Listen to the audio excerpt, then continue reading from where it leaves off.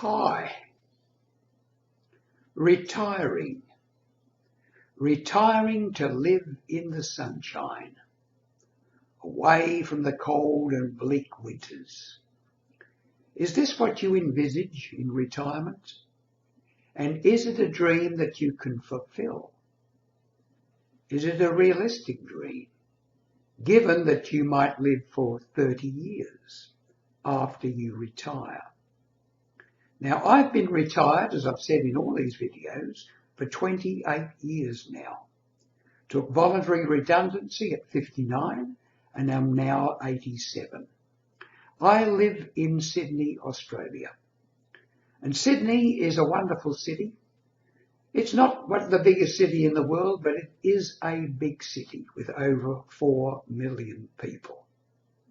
It has good weather. Now, we know that the majority of people in Australia live in the big cities.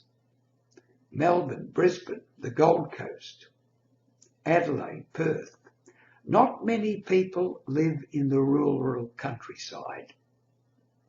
And I suspect that it's the same in many English-speaking countries, the United States, Canada, South Africa, New Zealand.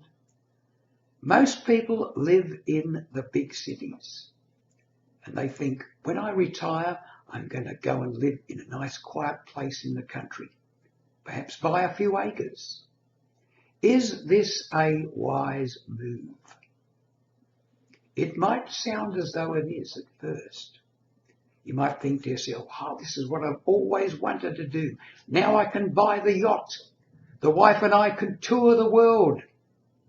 Or we can buy a big camper wagon. Become grey nomads, moving from place to place, etc. All we got to do is sell the home, sell the family home the kids have left, and we'll have the money to do it.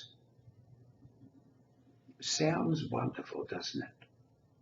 And maybe for a few years it will be.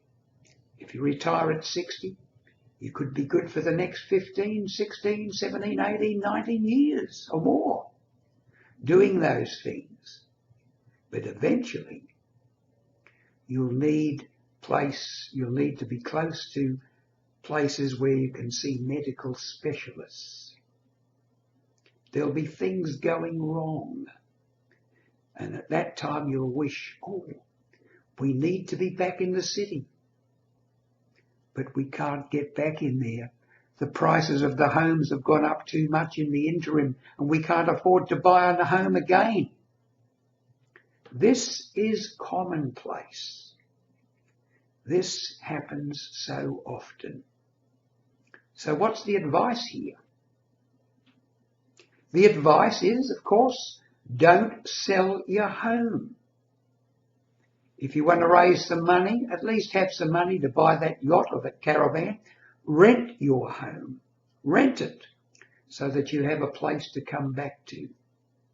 Because if you haven't got a place to come back to, when you do start to get sick and old and decrepit, and you need a place where the go-goers become go-slow and eventually no-go, unless you have relatives, unless you have a son or a daughter or a nephew or someone who can put you up at their home and are willing to do so, you're going to be in dire straits. So what's some advice from me? The big home, you don't need it anymore. The kids have gone. Downsize. Get a smaller place, a cheaper place, where you can save that little bit of extra money as further investments. And also make sure when you do downsize that you get accommodation, your new downsized place, not in the country away from it all, but somewhere where you have access to good, reliable public transport. You might get to the stage where you're too old to drive. Or the authorities won't let you drive anymore because your eyesight's not good or something like that. You've got to use public transport. You need to be near good public transport back in that big city in all probability. So the advice is this: if you live in a city now and you dream about retiring, what are you going to lose? The familiarity of friends, the places all that you know. You're going to start a new life in a new place, probably not knowing anyone, thinking it's going to be really wonderful, and being quite lonely.